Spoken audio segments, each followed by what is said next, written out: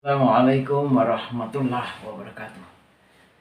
Alhamdulillahirrabbilalamin. Wabihi nasta'in ala umurid dunia wa din. Wassalatu wassalamu ala asrafil anbiya wal mursalin Sayyidina wa maulana Muhammadin wa ala alihi wa sahbihi ajmain. Rekan-rekan sekalian yang insyaallah dirahmati Allah SWT, mengapa Idris alaihissalam berteman dengan Israel pencabut nyawa? Mengapa pula disebut Idris alaihissalam? Rekan-rekan sekalian yang dirahmati Allah SWT, setelah Adam alaihissalam diutus ke permukaan bumi, beranaklah cucu Adam alaihissalam.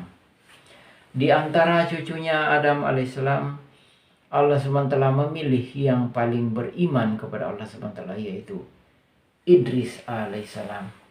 Idris alaihissalam semula bernama Unhuk, artinya penjahit, karena dia sering membaca kitab-kitab suci Allah Subhanahu wa taala, suhuf-suhuf, maka Allah SWT menyampaikan kepada Jibril dan memanggilnya sebagai Idris.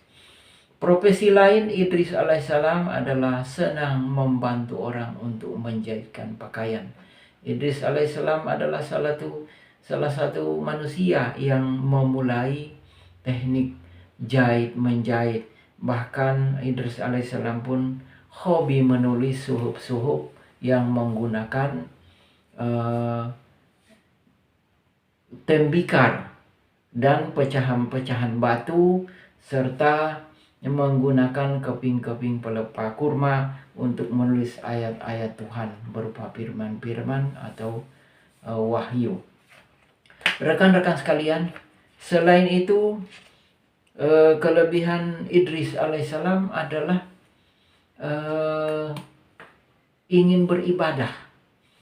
Setiap kali menjahit selalu mengucapkan subhanallah, alhamdulillah, la ilaha illallah, Allah akbar, la haula wala quwata illa billahil aliyil azim. Setiap saat memuji kepada Allah SWT. Setelah selesai menjahit, dia bersyukur kepada Allah SWT, alhamdulillahirrabbilalamin.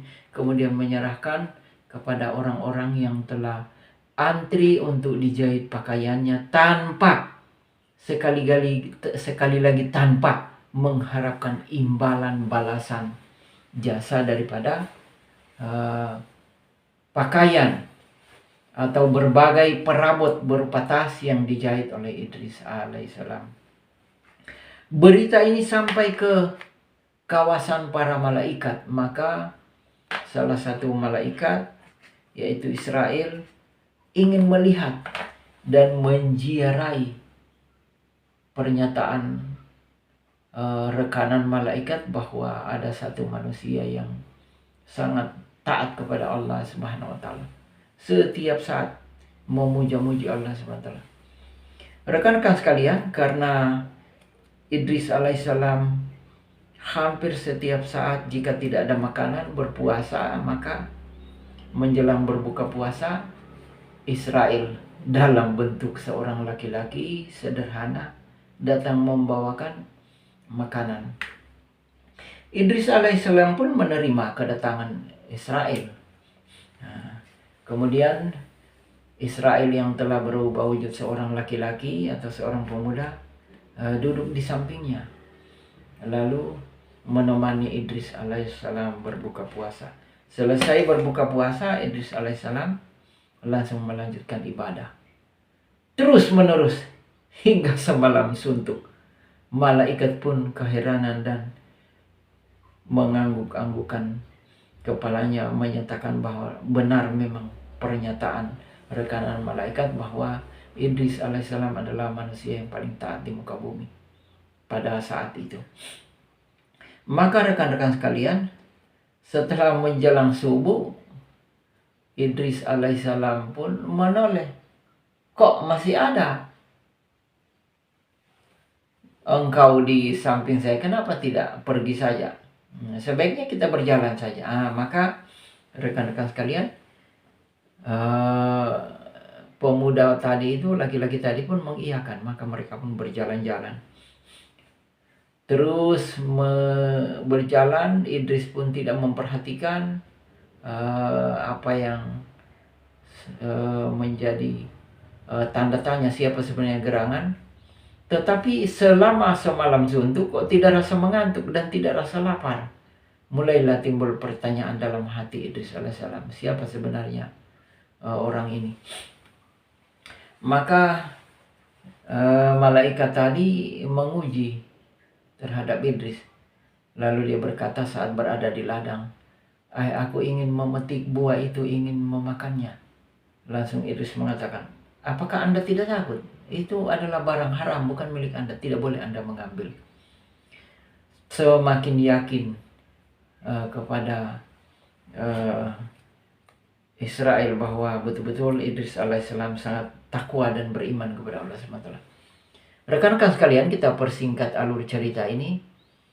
Idris pun langsung bertanya, Anda ini sebenarnya siapa? Hai Idris, saya adalah Malakul Maut, Israel pencabut nyawa. Oh begitu. Bagaimana kalau Anda coba-coba cabut nyawa saya?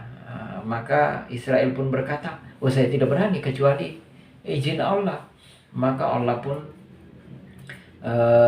mewahyukan kepada Israel, saya izinkan. Saat dicabut, sudah matilah si Idris alaihissalam.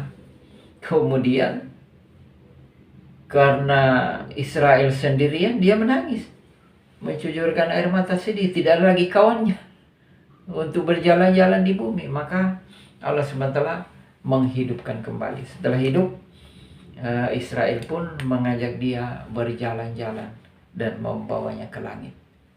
Rekan-rekan sekalian, dalam versi lain berjumpalah ada keinginan untuk melihat-lihat keadaan neraka dan surga. Kata Israel, saya tidak berani, harus ada izin Allah. Allah pun mengizinkan. Neraka terus melihat-lihat suasana, terus langsung ke surga. Ketemu dengan malaikat Ridwan, kemudian masuk ke dalam. Sesampai di dalam, ada versi cerita saya temukan bahwa Idris alaihissalam meninggalkan terompahnya atau sendal. Lalu dia diajak oleh Israel untuk keluar dan Ridwan. Sesampai di gerbang pintu, dia pun berkata, hai Ridwan dan Israel, saya tertinggal sendal saya di dalam, saya ingin balik ambil. Allah SWT pun langsung secara otomatis menyampaikan balasan bahwa izinkan dia. Rekan-rekan sekalian, sesampainya di dalam, dia tidak mau lagi menyusul ke gerbang untuk keluar.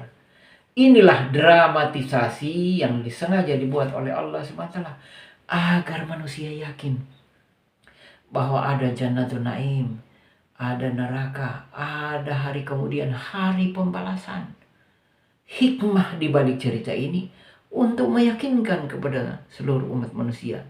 Mengapa diriwayatkan di dalam Al-Quran kepada seorang nabi, penghulu para nabi, baginda Rasulullah SAW, agar seluruh umat manusia dari zaman Adam hingga umat akhir zaman mengetahui bahwa kisah ini benar, walaupun telah terjadi ribuan bahkan jutaan tahun yang lalu. Atas perhatian saya ucapkan terima kasih.